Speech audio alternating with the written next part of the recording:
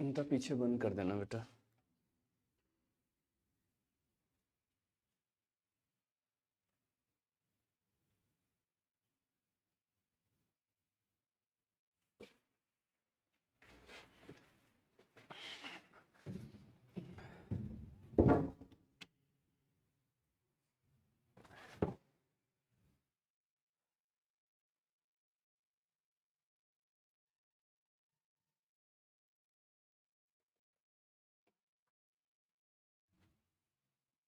पीछे कोई आएगा तो बोल देना, हाँ, बंद कर देना करके, बच्चे अगर आए।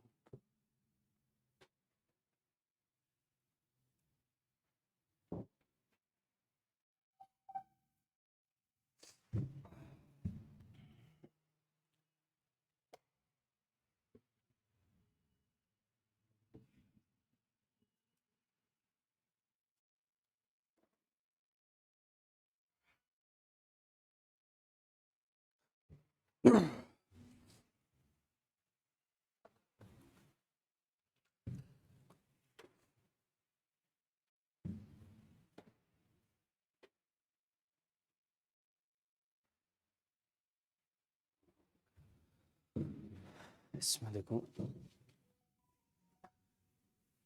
क्वेश्चन है, एक रेडियो को 10% लाभ पर 990 रुपये में बेचा गया। यदि इसे 890 रुपये में बेचा जाता है तो कितने का लाभ या हानि होगी। क्वेश्चन है कि एक रेडियो को 10% लाभ पर 990 रुपये में बेचा जाता है। यदि इसे 890 रुपये में बेचा जाए तो कितने प्रतिशत का लाभ या हानि होगी। ठीक, इसका मतलब क्या है सुनना। वो बोल रहा है कि एक रेडियो 990 रुपये में बेचा जाता है और इस रेडियो को अगर 990 रुपये में बेचेंगे तो उस पे जो लाभ होगा या जो हानि होगी वो कितने की है, 10% का लाभ है। देखो, किसी भी सामान को अगर आप बेचते हो, किसी भी सामान को अगर आप बेचते हो तो तीन चीजें हो सकती हैं, या तो नो लॉस नो प्रॉफिट।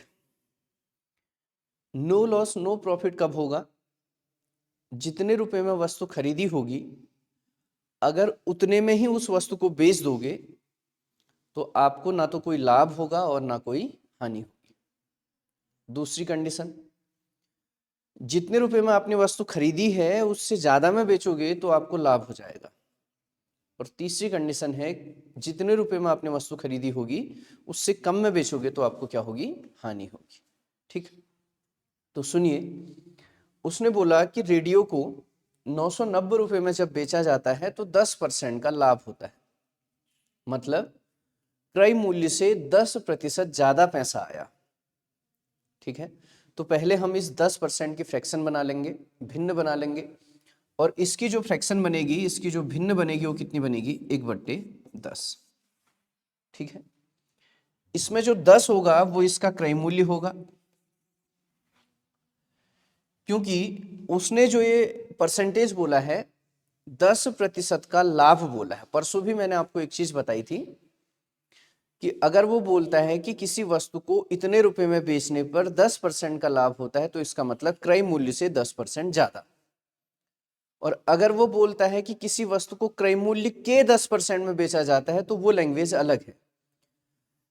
तीसरा, अगर वो बोलता है कि किसी वस्तु को 10% में विक्रय मूल्य के 10% पर बेचा जाता है तो वो अलग चीज है। विक्रय मूल्य में 10% का लाभ होता है, अगर ऐसा बोलता है तो वो अलग चीज है। विक्रय मूल्य का 10% नहीं, विक्रय मूल्य में 10% के लाभ पर बेचा जाता है तो वो अलग चीज है। समझ रहे हैं? जहां पे कुछ भी नहीं बोला होगा, सीधा सीधा बोला होगा कि 10% के लाभ पर बेचा जाता है, तो इसका मतलब क्या है कि वो जो वस्तु है वो क्रय मूल्य से 10% ज्यादा पर बेची है। तो 10% की फ्रैक्शन 1/10, इसमें 10 इसका कॉस्ट प्राइस क्रय मूल्य होगा, एक का, क्योंकि ऊपर वाली संख्या परसेंटेज वैल्यू होती है, 10 का 10% एक, यानी एक का लाभ हो रहा है, 1 का प्रॉफिट हो रहा है, तो इसका मतलब जो विक्रय मूल्य होगा वो कितना होगा, 11 यूनिट। ठीक, लेकिन उसने बोला कि विक्रय मूल्य 990 है, तो ये 11 यूनिट किसको दिखाएगा, 990 को दिखाएगा। ठीक, तो 1 यूनिट की वैल्यू कितनी होगी, 90, और जो क्रय मूल्य था वो 10 यूनिट, और 10 यूनिट की वैल्यू कितनी होगी, 900। इसका मतलब ये है कि वो जो वस्तु थी वो 900 रुपए की थी, अगर उसको 990 में बेच दिया गया तो उसको 10% का क्या होगा, लाभ। ठीक, उसने बोला कि उसी वस्तु को 890 में बेचेंगे तो फिर क्या होगा। भाई 900 रुपए की वस्तु को 890 में बेचेंगे तो आपका जो लॉस होगा, हानि जो होगी, वो कितने रुपए की होगी, 10 रुपए की होगी या नहीं होगी, है ना। कितने की वस्तु है, 900 रुपए की, कितने में बेचना है, 890 में, कितने की हानि होगी, 10 रुपए की। और ये जो 10 रुपए की हानि होगी किसके ऊपर होगी, सीपी के ऊपर, क्रय मूल्य के ऊपर। क्रय मूल्य कितना है, 900 गुणा कितना, 100, इससे कट जाएगा 0 से 0, 1/90। ठीक है, इस 0 से ये 0, या इन 2 0 से ये 2 0 कट गया। समझ रहे हैं, क्लियर हो रहा है। तो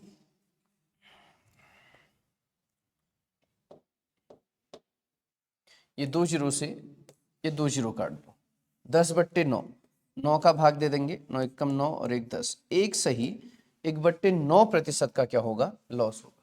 ऑप्शन ठीक कर लेना। ठीक है, एक सही 1/9 रुपए का क्या होगा, लॉस होगा।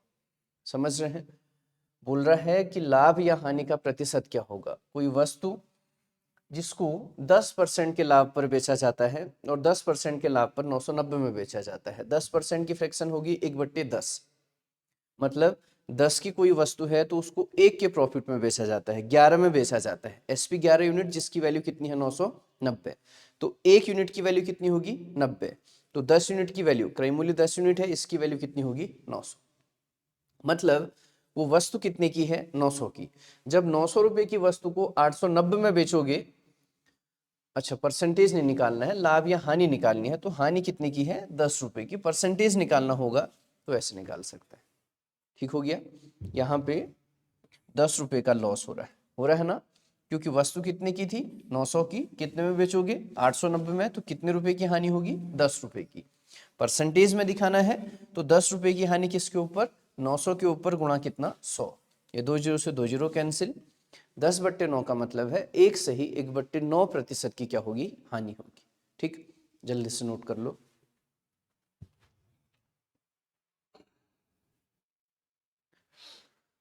फटाफट से नोट करिए, फिर अगला क्वेश्चन। इसमें सिर्फ आपको परसेंटेज नहीं निकालना है, प्रॉफिट या लॉस निकालना है कि कितने रुपए का प्रॉफिट हुआ या कितने रुपए का लॉस हुआ। ठीक, उसके बाद देखिए आगे अगला क्वेश्चन।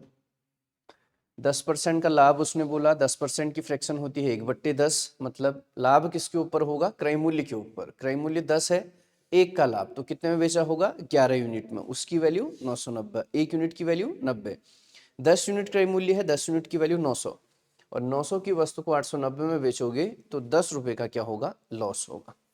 ठीक, उसके बाद देखिए अगला क्वेश्चन। अगला क्वेश्चन है, एक व्यक्ति 12 रुपए में 12 वस्तुएं खरीदता है और उन्हें 1 रुपये 25 पैसे प्रति वस्तु की दर से बेच देता है, तो उसका लाभ प्रतिशत ज्ञात करें। एक चीज ध्यान से सुनिए, क्या होता है, काम आएगा आपके हमेशा।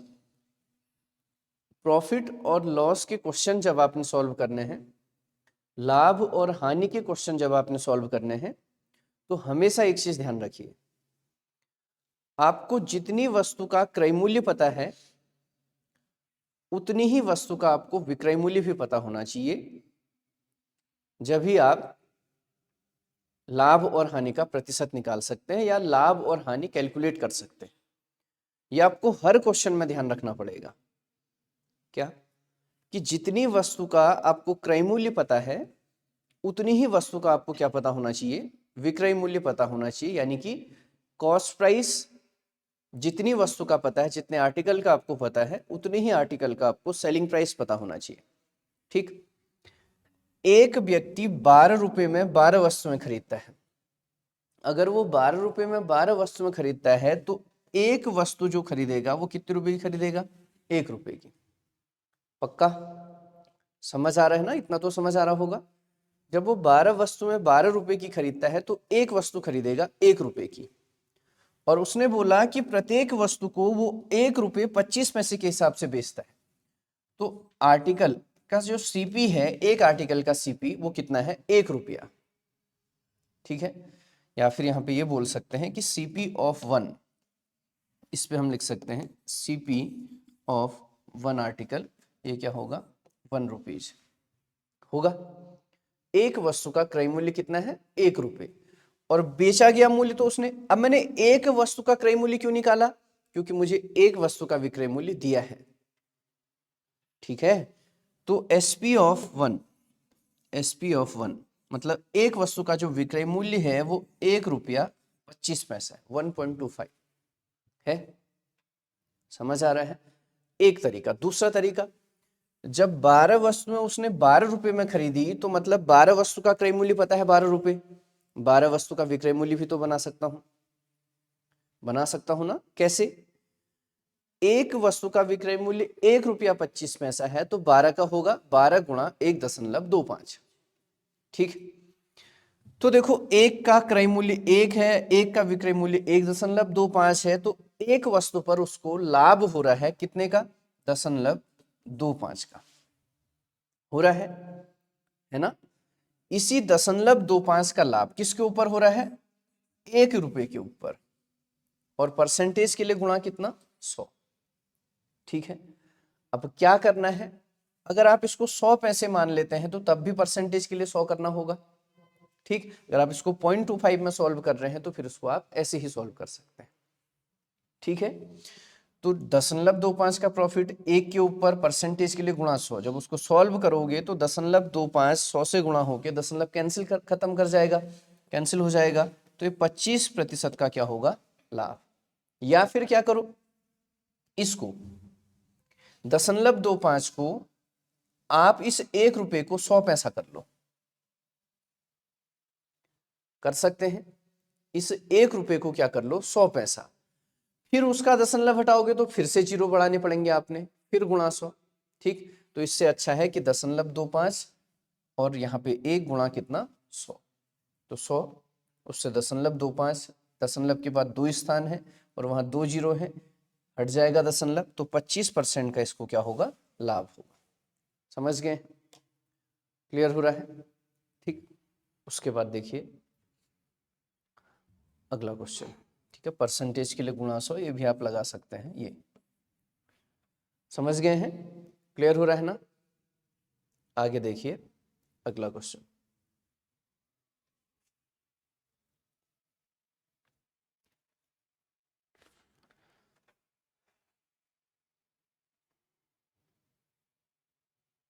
फिर है, एक व्यक्ति ने एक पुरानी टाइपराइटर 1200 रुपए में खरीदी और 200 रुपए उसकी मरम्मत पर खर्च कर दिया।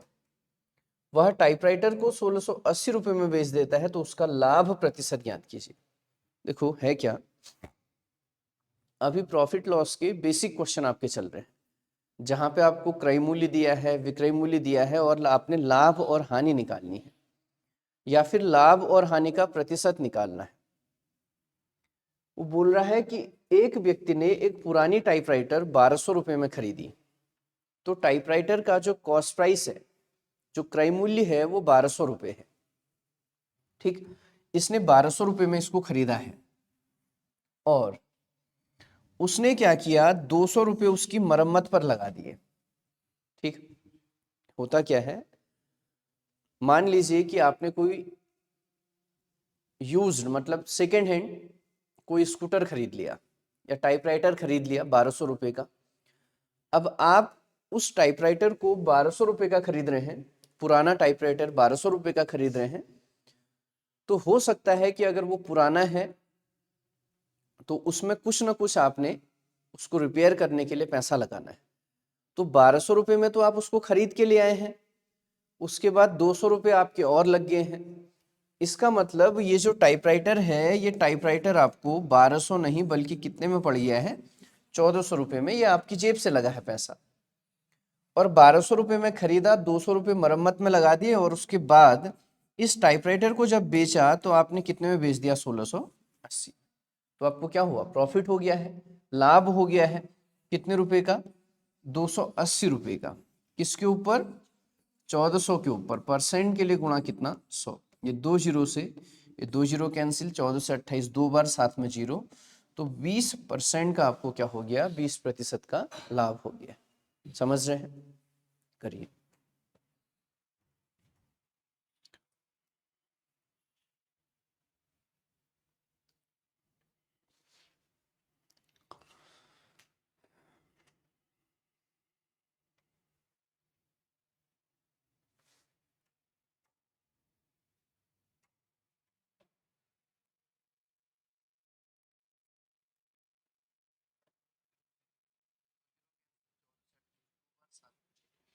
उसके बाद देखिए अगला क्वेश्चन।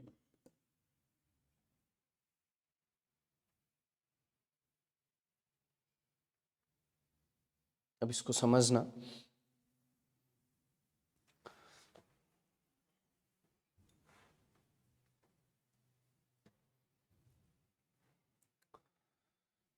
यहां पे देखो, अब एक प्राइस यहां पे और बढ़ जाएगा। अभी तक जो क्वेश्चन चल रहे थे वो सीपी और एसपी में चल रहे थे, क्रय मूल्य और विक्रय मूल्य में चल रहे थे। अब यहाँ पे एक और मूल्य यहाँ पे ऐड हो जाएगा, उसे कहते हैं मार्केट प्राइस, सूची मूल्य, अंकित मूल्य, या टैग प्राइस, या लिस्टेड प्राइस। अब ये समझना कि ये है क्या। देखो, मान लीजिए कि आपने कोई वस्तु जिसकी निर्माण लागत है 1200 रुपये, मतलब आपने कोई सामान बनाया, उस सामान को बनाने में आपकी मजदूरी को लगा के, आपका समय लगा के, आपका सामान लगा के, बाजार से कुछ ले आए, या फिर जो भी आपकी लागत लगी वो 1200 रुपये लगी। तो ये 1200 रुपये जो है, ये निर्माण लागत है, ये आपकी जेब से लगा है। ठीक, समझ रहे हैं। आपने क्या करना है, इस वस्तु को बेचना है। अगर आप इस वस्तु को बेच रहे हैं तो अब आप इसमें एक टैग प्राइस लगाएंगे, एक स्टिकर लगाएंगे, एक रेट लगाएंगे, एक सूची मूल्य कुछ अंकित करेंगे, कुछ टैग लगाएंगे, लिस्ट। तो उस रेट को बोलते हैं मार्केट प्राइस, एमपी, सूची मूल्य, अंकित मूल्य। अब आप खुद सोचो, अगर आपने 1200 रुपये उसको अपनी जेब से लगाए हैं उस वस्तु को बनाने में, या फिर तुम्हारा पैसा लग गया है उसके छोटे छोटे सामान को खरीदने में, तो 1200 रुपये आपकी लागत है। क्या आप इसमें 1200 रुपये का ही स्टिकर लगाएंगे? क्या आप इसमें 1200 रुपये ही टैग प्राइस लगा देंगे? क्या आप इसमें 1200 रुपये ही अंकित मूल्य लगा देंगे? नहीं लगाएंगे। क्यों? अरे 1200 तुमने जेब से लगा दिए, 1200 तुमने उसमें लिस्ट लगा दी, प्राइस की भी लिस्ट 1200 रुपये लिख दी। चलो ठीक है, एक बार के लिए आपने लिख भी दी। तो अब इस सामान को भी तो आपने 1200 से ज्यादा में नहीं बेचना पड़ेगा। क्यों? अरे आपने कभी देखा है, जितना रुपये का टैग लगा है उससे ज्यादा तो आप ले ही नहीं सकते हैं। तो अगर आपने 1200 रुपये का टैग लगाया है, 1200 रुपये उसमें लिख भी दे रहे हैं, और वो 1200 में बिक भी जा रहा है, मान लो आपने 1200 लिख दिया, और जब आपने बेचा तो आपने बोला भाई कि मैं डिस्काउंट नहीं दूंगा, जितना लिखा है उतने में ही दूंगा, कम नहीं होगा, तो आपने 1200 में ही बेच दिया। तो भाई ये तो नुकसान है ना, ऐसी दुकान दुकान को करके तो कोई फायदा नहीं है ना।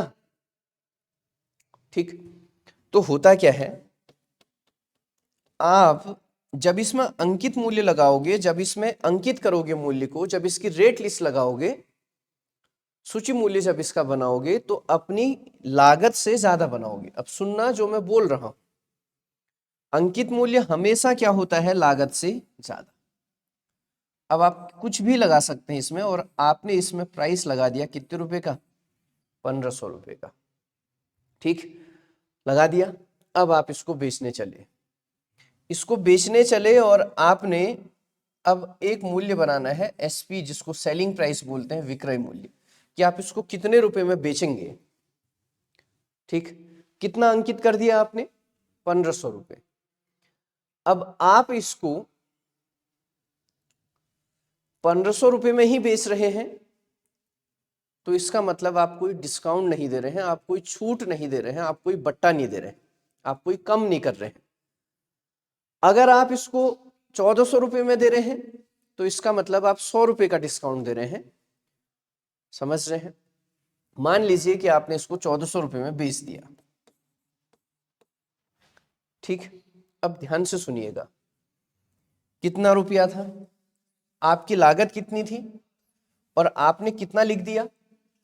तो आपने इसको कितना रुपया बढ़ा के लिखा, पहले वो देखते हैं। कितना रुपया बढ़ा के लिखा? 300। परसेंटेज में 300 रुपए किसके ऊपर बढ़ाए?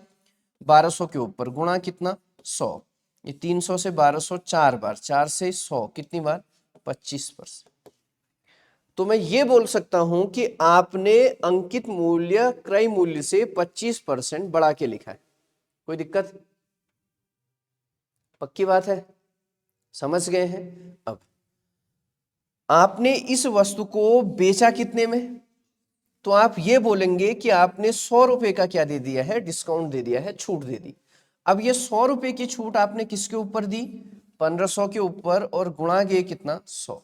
ये 2 जीरो से 2 जीरो कैंसिल, 100/15 मतलब 1/15, 6 से ही 2/3% का आपने क्या दे दिया? डिस्काउंट। कोई दिक्कत? बोलो, आपने कितने रुपए का डिस्काउंट दिया? बेटा रुपए बोल रहा हूं, क्या बोल रहे हो, कहां ध्यान है? आपने कितने रुपए का डिस्काउंट दिया? 100 रुपए का। किसके ऊपर? 1500 के ऊपर, गुणा कितना? 100। कितने परसेंट का डिस्काउंट दिया? 6 से ही 2/3% आपने कम कर दिए। ठीक, अब देखो भाई, सामान तो 1200 का था। अब ये नहीं समझोगे तो आगे क्वेश्चन में बहुत प्रॉब्लम होने वाली है। ठीक है, और मुझे नहीं लगता कोई बहुत खतरनाक चीजें मैं बता रहा हूं यहां। आपका सामान कितने का था और आपने बेचा कितने में? तो आपको प्रॉफिट जो हो रहा है वो कितने रुपए का? किसके ऊपर? गुणा कितना? 200 से 1200 कितनी बार? 6 बार। 100/6 मतलब 1/6 कितना होता है? 16 सही 2/3%। तो ये सारी चीजें हैं, इसके आगे जितने क्वेश्चन अब चलने वाले हैं वो सारे चीजें यहां पे हैं। ठीक, अब आप बताइए, आप जो अंकित करते हैं मूल्य, जो मार्केट प्राइस होता है, जो टैग प्राइस होता है, जो सूची मूल्य होता है, वो क्रय मूल्य से ऊपर होता है या विक्रय मूल्य से ऊपर होता है? मतलब आप उसको किस रेट पे निर्धारित करते हैं? क्रय मूल्य पे या विक्रय मूल्य पे? क्रय मूल्य पे। मतलब जितना आपका लागत लगा होगा उस पे निर्धारित करेंगे कि आपने उससे कितना बढ़ा के लिखना है। ठीक, समझ गए हैं? एक चीज और बताइए, अब आप कस्टमर को डिस्काउंट देंगे, कस्टमर को छूट देंगे, कस्टमर को बट्टा देंगे, तो क्रय मूल्य में कमी करते हैं या जितने का रेट लगा होता है, लिस्ट जो होती है उसमें कमी करते हैं? टैग प्राइस, अंकित मूल्य पे आप डिस्काउंट देते हैं। अच्छा, अंकित मूल्य पे डिस्काउंट देने के बाद आपका क्रय मूल्य आता है या विक्रय मूल्य आता है? विक्रय मूल्य। ठीक, और लाभ और हानि हमेशा सीपी और एसपी पे होता है। समझ गए हैं? क्लियर हो गया है सारी चीजें? तो अब समझिए, ये रहा क्वेश्चन। एक व्यापारी अपनी वस्तु का विक्रय मूल्य लागत मूल्य से 15% बढ़ाकर निर्धारित करता है। लागत मूल्य से 15% बढ़ाकर निर्धारित करता है। यदि वह वस्तु को निर्धारित मूल्य से 12%, ठीक है, तो बोल क्या रहा है? एक व्यापारी अपनी वस्तु का विक्रय मूल्य लागत मूल्य से 15% बढ़ाकर निर्धारित करता है। निर्धारित करता है, टैग लगाया है, विक्रय मूल्य नहीं है, अभी फिक्स कर रखा है उसने। जरूरी थोड़ी है जितने का टैग लगे उतने में ही बेचेगा सामान। होता है ऐसा? कम कराते हो ना दुकान में, डिस्काउंट तो कराते होंगे।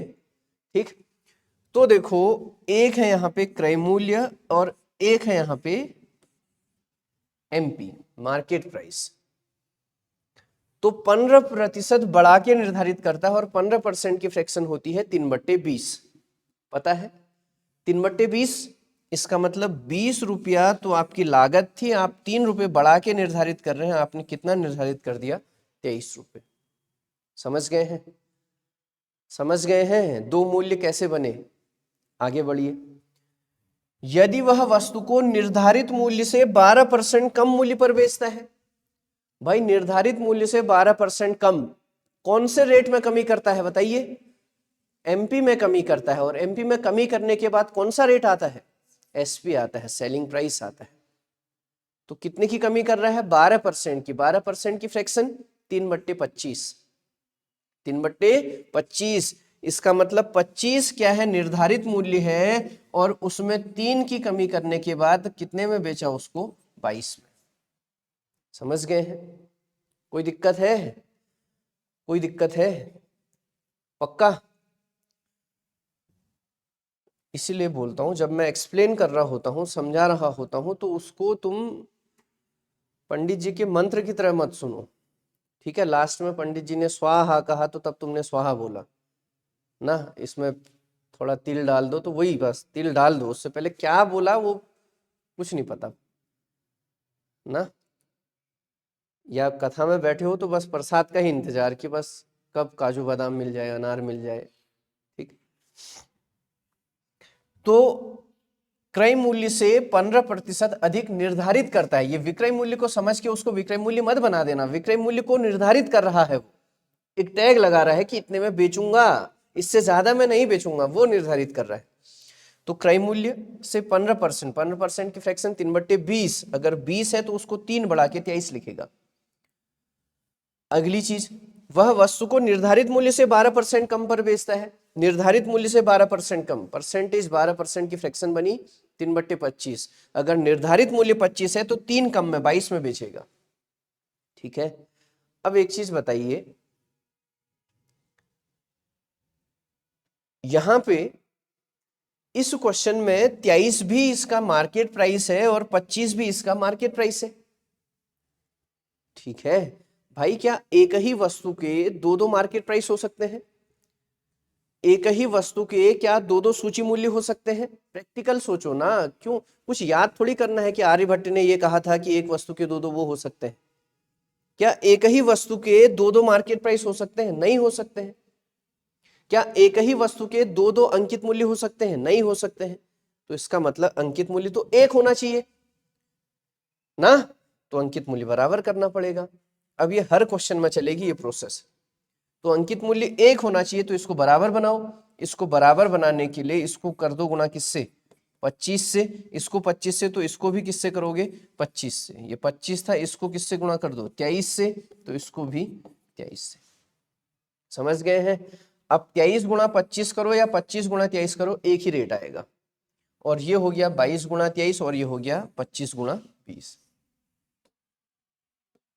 क्लियर? ठीक है? ये हर जगह चलेगा। ठीक? समझ गए हैं? इसका मतलब क्रय मूल्य था 500, उसने लिखा था 23 गुणा 25, 24 का स्क्वायर 576 माइनस 1, 575। और उसने बेचा कितने में? 22 गुणा 23, 22 का स्क्वायर 484, उसमें 22 जोड़ दो 502। ठीक है? 484 और उसमें 22 जोड़ दो, सॉरी 506, ये हो गया। समझ गए हैं? ठीक है? क्लियर? अब ये मत सीखो कि इसने गुणा कैसे किया, वो तो तुम कैसे भी गुणा कर लेना। इतना समझ आ गया?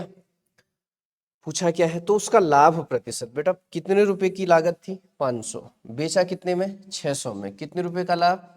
सॉरी 506 में बेचा, कितने रुपए का लाभ? 6 रुपए का। किसके ऊपर? 500 के ऊपर, गुणा कितना? 100। 100 से 500 कितनी बार?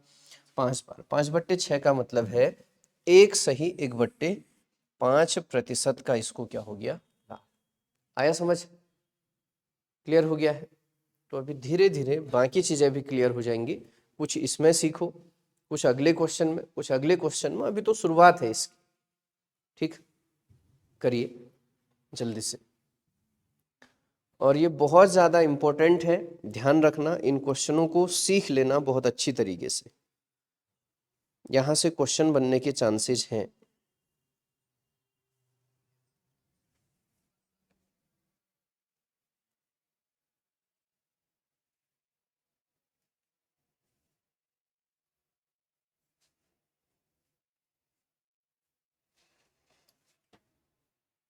हो गया है, समझ रहे हैं ना।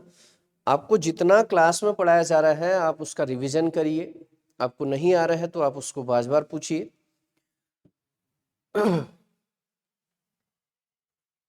आगे देखिए, अब जो कंसेप्ट छूटे हैं वो यहां से क्लियर करें, इसमें नहीं तो फिर अगले क्वेश्चन में। देखो है क्या, किसी वस्तु का लागत मूल्य x रुपए है,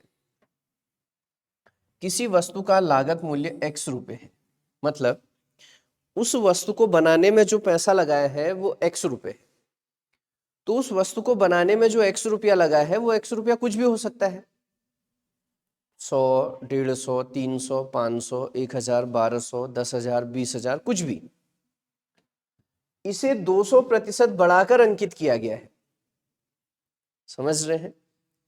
इसको 200% बढ़ाकर अंकित किया गया है, तो आप मुझे यही क्लियर करवा दीजिए कि 200% बढ़ा के अंकित किया गया है। किसमें 200% बढ़ाया है?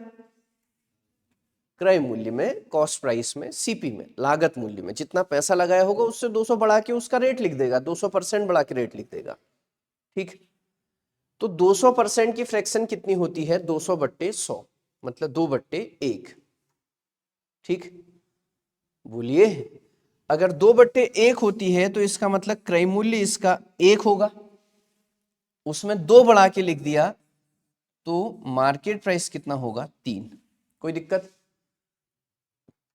बताइए, समझ गए हैं। यदि किसी वस्तु का लागत मूल्य x रुपए है, x क्या है छोड़ दीजिए, इसे 200% बढ़ाकर अंकित किया गया है। अंकित मूल्य जो है वो क्रय मूल्य से 200% बढ़ के लिखा है। 200% की फ्रैक्शन बनाई है आपने, 200/100, 2/1। अगर 1 लागत है तो उसको 2 बढ़ा के लिख दिया, इसका मतलब कितना लिख दिया? 3। और वैसे भी पता होना चाहिए 100% का मतलब 1, 200% बढ़ा के लिख दिया तो 300% लिखा, 300% की फ्रैक्शन, 300% की वैल्यू 3, ठीक। समझ गए हैं। आगे 25% छूट देने के बाद इसे 540 रुपए में बेचा गया, तो 25% का डिस्काउंट, डिस्काउंट किसके ऊपर दिया जाता है? मार्केट प्राइस के ऊपर, ठीक है। 25% का डिस्काउंट, 25% की फ्रैक्शन 1/4, मतलब मार्केट प्राइस अगर 4 है तो उसको कितने में बेचा जाएगा? 1 कम में बेचा जाएगा। बेचा कितने में जाएगा? 3। देख लेना मैं कैसे लिख रहा हूं।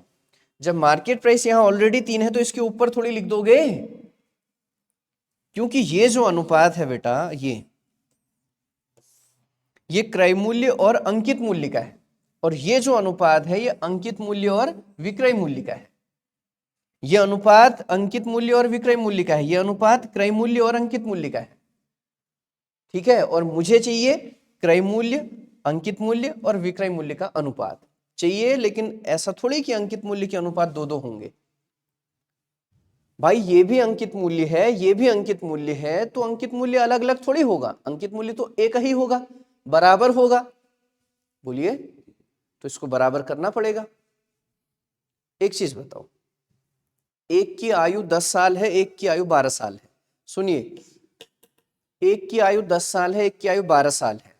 2 से काट दिया 10, 2 से काट दिया 6, 2 से 10 काटा 5 बार, 12 काटा 6 बार, तो अनुपात हो गया इनकी आयु का 5 अनुपात कितना? 6। अब ये ए था, ये बी था। अब बी की आयु अभी कितनी थी? 12, ये तो उतनी ही रहेगी जितनी है। बी की आयु 12 और सी की आयु है 18। अब मुझे इन दोनों का अनुपात निकालना है, तो 6 दूनी 12 और 6 तियां 18। तो बी का अनुपात बदला ना, यहां 6 था, यहां 2 था, लेकिन इनकी आयु थोड़ी बदल जाएगी। बी की आयु वहां भी 12 थी और यहां भी 12 थी। ये तुलना हो रही थी बी और सी में, ये तुलना हो रही थी ए और बी में। मैं तीनों की तुलना कर देता हूं, तो 10, 12 और 18। अब निकाल दूंगा, 2 पंचे 10, 2 6 12 और 2 9 18। होगा ऐसा?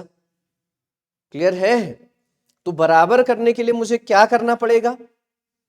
इसको किससे गुणा कर देना पड़ेगा? 3 से। तो इसको भी 3 से, 3 तियां 9, 2 तियां 6 और ये रहेगा 5, 5 6 9 आया। ठीक है, अब तो थोड़ा सा अपना दिमाग भी लगाना पड़ता है, मैथ्स रटाई नहीं जा सकती है, इतना आपको पता होगा। तो अब मुझे बताइए कि ये भी मार्केट प्राइस है, ये भी मार्केट प्राइस है, क्या अंकित मूल्य अलग अलग हो सकता है? तो बराबर करें, इसको किससे गुणा? 4 से, इसको किससे गुणा? 3 से, इसको 4 से तो इसको भी 4 से, इसको 3 से तो इसको भी 3 से, क्योंकि इसके साथ ये अनुपात है, इसके साथ ये अनुपात है। अनुपात संख्याओं से ही निकाला जाता है। तो क्रय मूल्य हो गया 4, मार्केट प्राइस हो गया 12 और बेचा कितने में? 9 में। कितने रुपए की वस्तु थी, कितना रुपया लिखा, कितने में बेचा, और ये बोल रहा है 540 में बेचा। तो मतलब 9 यूनिट जो है वो किसको दिखा रहा है? 500। तो 1 यूनिट 60 रुपए को। और क्या बोला? तो x का मान, x क्रय मूल्य था 4 यूनिट, तो 4 यूनिट की वैल्यू कितनी? 240। क्लियर हो गया? समझ गए हैं? तो वस्तु कितने रुपए की थी? 240 रुपए की। करिए, सारे कंसेप्ट क्लियर होने चाहिए आपके।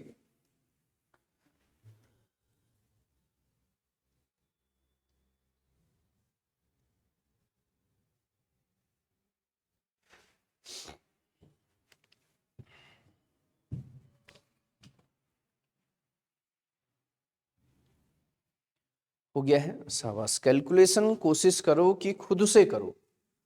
बोर्ड में तभी कैलकुलेशन को देखना है जब तुम अटक रहे हो, जब तुमसे नहीं हो पा रहा है वो सॉल्व, अदरवाइज खुद से सॉल्व करने की सीखो। देखिए अब क्या है आगे क्वेश्चन।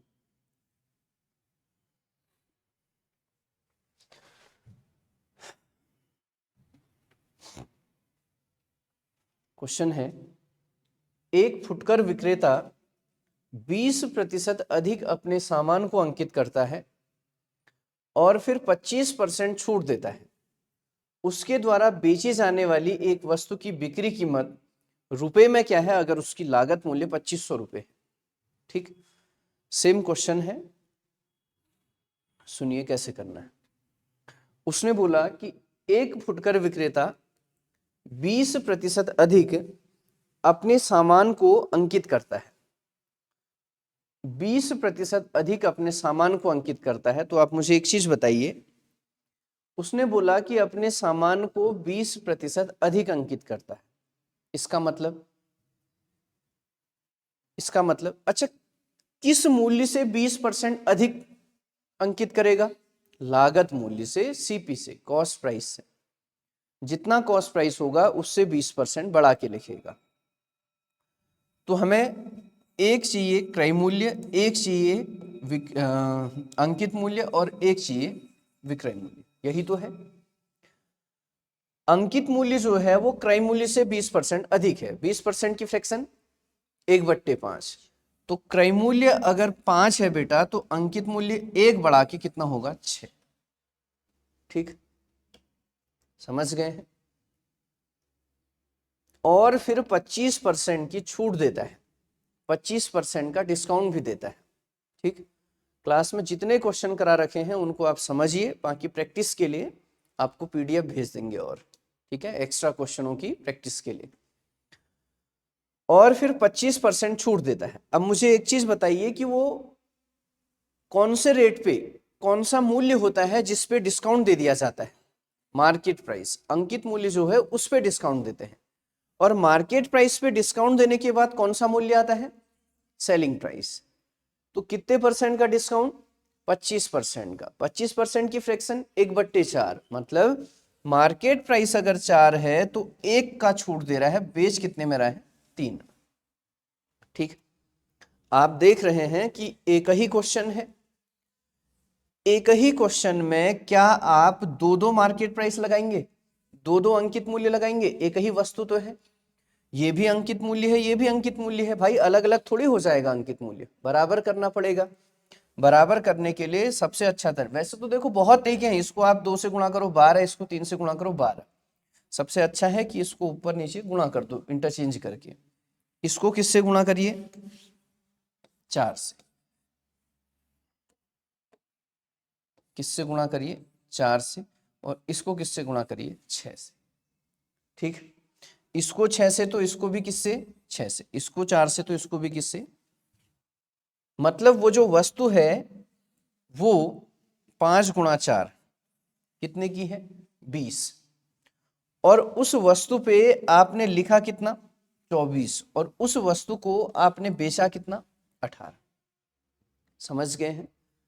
अब देखो क्या है, और फिर 25%। उसके द्वारा बेची जाने वाली एक वस्तु की बिक्री कीमत रुपए में क्या है अगर उसकी लागत कीमत 2500 रुपए? आपको दिख रहा है भाई लागत कितना है? 20। ठीक है, लागत कितना है? 20। अब देखो, और वह उस पे लिख कितना रहा है? 24। और उसको बेचा कितने में? 18। वो बोल रहा है जो लागत कीमत है वो 2500 रुपये है, मतलब ये जो 20 यूनिट है वो किसको दिखाएगा? 2500 रुपये को। तो एक यूनिट जो है वो 0 से 0 कैंसिल, और ये कितना होगा? 125 हो जाएगा। ये 0 से 0 कैंसिल, 250 बट्टे 2 कितना होगा? 125। एक यूनिट 125 को दिखाएगा, तो बिक्री कीमत निकालनी है, और बिक्री कीमत जो है वो कितने यूनिट है? 18 यूनिट। तो 18 यूनिट की वैल्यू 125 गुणा 18 होगा। 18 पंचे 90, शून्य, कैरी 9, 18 दूनी 36 और 9 45 का 5, कैरी 4, 18 एकम 18 और 4 22। तो एक वस्तु का जो बिक्री कीमत है वो 2250 रुपये, मतलब उसको इस क्वेश्चन में लॉस हो रहा है, इस सौदे में उसको लॉस हो रहा है, हानि हो रही है। क्यों? कितने रुपए की वस्तु थी बेटा? 2500 रुपए की। कितने में बेच रहा है? 2250 में। 250 रुपए का लॉस हो रहा है। ठीक है, समझ गए हैं? चलो जल्दी करिए फटाफट से। उसके बाद अगला क्वेश्चन, नेक्स्ट क्वेश्चन आ रहा है समझ में? क्लियर हो रहा है?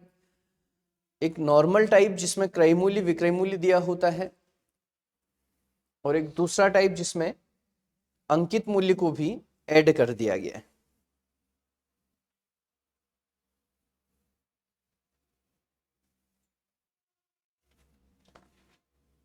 अब देखिए क्या है, एक व्यापारी अपनी वस्तुओं पर मूल्य 120% से बढ़ाकर चिन्हित करता है और 30% की छूट देता है। यदि लागत मूल्य 750 रुपये हो तो विक्रय मूल्य क्या होगा? ठीक, सुनिए। एक व्यापारी अपनी वस्तुओं पर मूल्य 120% से बढ़ाकर चिन्हित करता है और 30% तक की छूट देता है। ठीक है, तो जो मार्केट प्राइस है, जो अंकित मूल्य है, वो 120% बढ़ाकर चिन्हित करता है। 120% बढ़ाकर, किससे? क्रय मूल्य से, सॉरी, हाँ, क्रय मूल्य से। ठीक है, मार्केट प्राइस क्रय मूल्य पर ही तो बढ़ता है। तो 120% से बढ़ाकर अंकित करता है और 30% तक की छूट देता है, उसके बाद डिस्काउंट भी देता है। तो बोल रहा है कि यदि लागत मूल्य 750 रुपये है तो विक्रय मूल्य ज्ञात करें। ठीक, तो 120% की जो फ्रैक्शन होगी वो 6/5। ठीक है, समझ रहे हैं? इसका मतलब यदि क्रय मूल्य उसका 5 होगा तो मार्केट प्राइस जो होगा वो कितना होगा? 6। ठीक है, 120% से बढ़ाकर अंकित कर दिया। 120% क्रय मूल्य का नहीं बढ़ाया, 5 में 6 11 नहीं। ठीक है, 120% से बढ़ाकर अंकित कर दिया, और वह 30% की छूट भी देता है। 30% की फ्रैक्शन, 30% की फ्रैक्शन 3/10। मतलब अगर कोई वस्तु जिसमें अंकित कितना है? 10, तो उसमें 3 की छूट दे दी तो बेचा कितने में? 7 में। ठीक हो गया? अब देखो, एक ही क्वेश्चन में 6 भी उसका अंकित मूल्य है और 10 भी उसका अंकित मूल्य है, तो अंकित मूल्य बराबर होना चाहिए। इसको किससे गुणा करोगे? 10 से, और इसको 6 से। इसको 6 से तो इसको भी 6 से, और इसको 10 से तो इसको भी 10 से। मतलब कितने रुपए की वस्तु थी? 50 रुपए की। लिख कितना दिया? 60 रुपए। बेच कितने में दिया? 42 रुपए में, सेलिंग प्राइस। समझ गए हैं? उसने बोला कि यदि लागत मूल्य 750 रुपए है, अगर लागत मूल्य 750 रुपए है तो इसका मतलब जो 50 यूनिट है उसकी वैल्यू कितनी है 750, तो 1 यूनिट की वैल्यू कितनी होगी, 0 से 0 कैंसिल, 1 यूनिट की वैल्यू कितनी होगी 15 होगी ना। और क्या निकालना है, तो विक्रय मूल्य ज्ञात करें। तो विक्रय मूल्य जो इसका है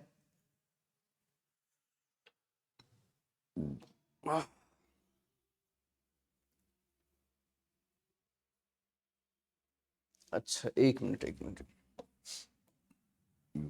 क्रय मूल्य अंकित मूल्य 120% अपनी वस्तु पर मूल्य 120% से बढ़ाकर, अच्छा 120% बढ़ाकर, ठीक है 120% नहीं है 120% बढ़ाकर, तो 120% की फ्रैक्शन 6/5, अगर क्रय मूल्य आपका 6 है तो मार्केट प्राइस कितना है 11, 6 बढ़ाकर लिख दिया 11, और 30% की छूट देता है, तो छूट किस पे देगा मार्केट प्राइस पे, 30% की फ्रैक्शन 3/10, अगर मार्केट प्राइस 10 है तो 3 की छूट देखिए कितने में बेचेगा 7 में, ठीक।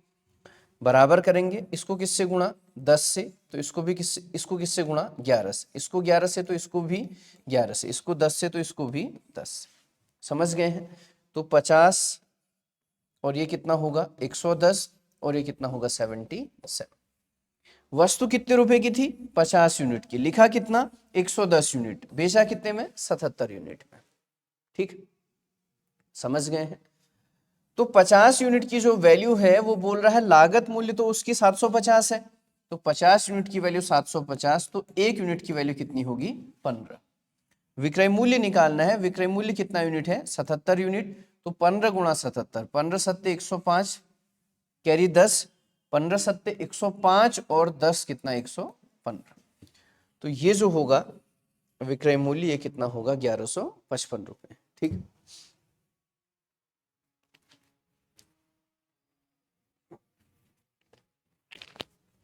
120% बढ़ा के मार्केट प्राइस, तो किससे बढ़ेगा क्रय मूल्य से 120% बढ़ेगा,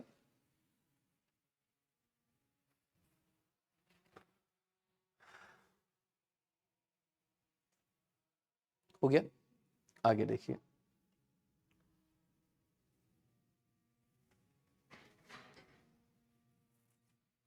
किसी वस्तु पर लाभ 120% है, यदि क्रय मूल्य 10% बढ़ जाता है और विक्रय मूल्य वही रहे तो नया लाभ क्या होगा, ठीक। देखो क्या बोला उसने, किसी वस्तु पर लाभ जो है वो 120% है, ठीक है, किसी वस्तु पर लाभ 120% है। अच्छा मुझे एक चीज बताइए, अगर किसी वस्तु पर 120% का लाभ है तो इसका मतलब जितने रुपए की वो वस्तु है, जितने रुपए की वो वस्तु है अगर उस वस्तु को बेच दिया जाएगा तो पैसा जो है उससे 120% ज्यादा आएगा। जो वस्तु होगी वो अपने आप में 100% होगी, 120% का लाभ है तो मतलब 120% ज्यादा आएगा।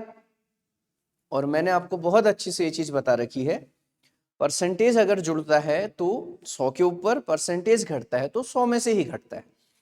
120% का लाभ होगा तो 120% ज्यादा आएगा, 120% बढ़ के आएगा तो हो कितना जाएगा 220%, समझ गए हैं, ठीक। डायरेक्ट कर लेते हैं। अब देखो क्रय मूल्य जो है वो 100 यूनिट मान लेते हैं, ठीक हो गया। क्रय मूल्य जो है वो 100 यूनिट मान लेते हैं, तो लाभ अगर 120% है तो विक्रय मूल्य 220 होगा या नहीं होगा, विक्रय मूल्य 220 होगा या नहीं होगा। कैसे, आपने क्रय मूल्य को 100 यूनिट मान लिया, आपने क्रय मूल्य को 100 यूनिट मान लिया, परसेंटेज में सिखाया है ना, 100 क्यों मानते हैं, क्योंकि 100 के ऊपर परसेंटेज निकालना आसान है। क्रय मूल्य आपने 100 यूनिट मान लिया, जो प्रतिशत में कितना होगा 100% होगा।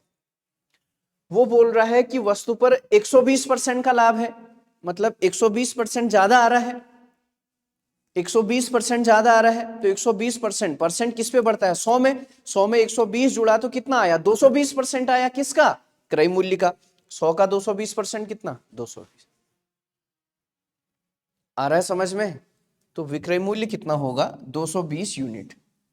अब यदि क्रय मूल्य 10% बढ़ा दे, क्रय मूल्य है कितना, 100 यूनिट, जो अपने आप में कितना परसेंट होगा, 100%। 10% बढ़ा देंगे तो कितना होगा, 110%। किसका, 100 यूनिट का। 100 यूनिट का 110% कितना होगा, 110। यदि क्रय मूल्य को 10% बढ़ा दें और विक्रय मूल्य वही रहे, भाई पहले कोई वस्तु 100 की थी, उसको 220 में बेच दिया, तो लाभ जो होगा वो 120 का होगा।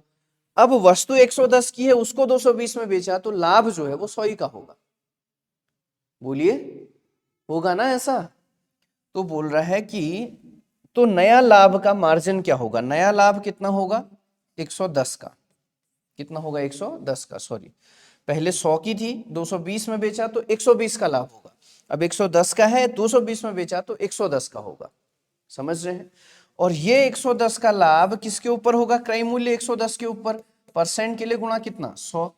तो 110 से 110 कट जाएगा, पूरे का पूरा 100% का क्या होगा, लाभ। पहले कितने परसेंट का लाभ हो रहा था, 120% का, अब कितना हो रहा है, सिर्फ 100% का। समझ गए हैं, क्लियर हो गया, करिए।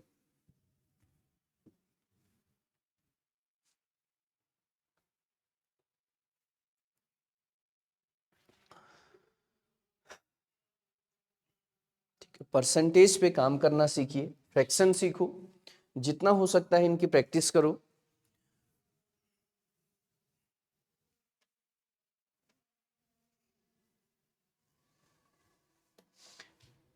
अब देखिए क्या है,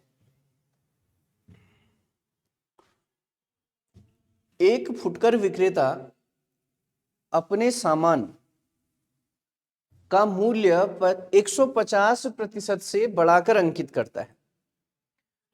एक फुटकर विक्रेता अपने सामान का मूल्य 150% से बढ़ाकर अंकित करता है। ठीक, टाइप टू टाइप आपके क्वेश्चन चल रहे हैं ताकि आपको सॉल्व करने के लिए आसानी हो। और 40% की छूट देता है। यदि वस्तु का क्रय, यदि अगर वस्तु का मूल्य 800 रुपये है, मतलब क्रय मूल्य, तो उसका बिक्री मूल्य ज्ञात कीजिए। ठीक, देखो क्या है, उसने बोला कि एक फुटकर विक्रेता अपने सामान का मूल्य 150% से बढ़ाकर अंकित करता है। मतलब जितनी उसकी लागत थी उसके उससे 150% बढ़ा के उसने अंकित कर दिया। तो 150% की फ्रैक्शन होती है 3/2। ठीक है, इसका मतलब यदि क्रय मूल्य सीपी आपका 2 है, तो एमपी मार्केट प्राइस आपका 3 बढ़ा के लिख दिया तो कितना होगा, 5 होगा ना।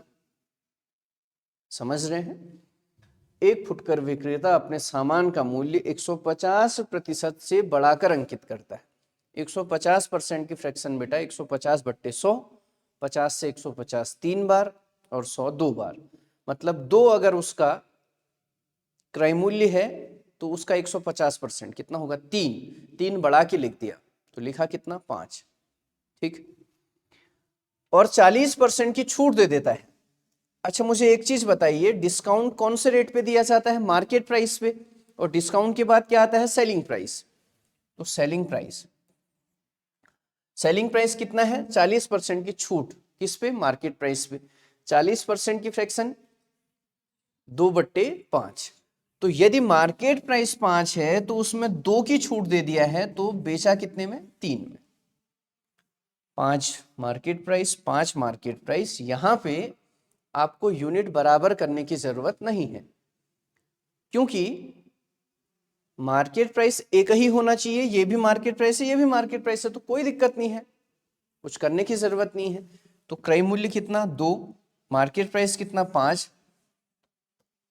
क्रय मूल्य आपका 2, मार्केट प्राइस आपका 5 और विक्रय मूल्य कितना, 3। ठीक, और बोल रहा है कि यदि वस्तु का मूल्य 800 रुपये है, यहाँ तो वस्तु का मूल्य 2 यूनिट है, तो 2 यूनिट जो है वो 800 रुपये को दिखाएगा। तो 1 यूनिट किसको दिखाएगा, 400 को। तो उसका बिक्री मूल्य कितना यूनिट है, 3। तो 3 यूनिट की वैल्यू कितनी होगी बेटा, 1200। इसका मतलब उसने उस वस्तु को कितने रुपए में बेचा है, 1200 रुपये में बेचा। ठीक, करिए। मुझे लगता है कि ये टाइप क्लियर हो गया होगा आपका। ठीक है,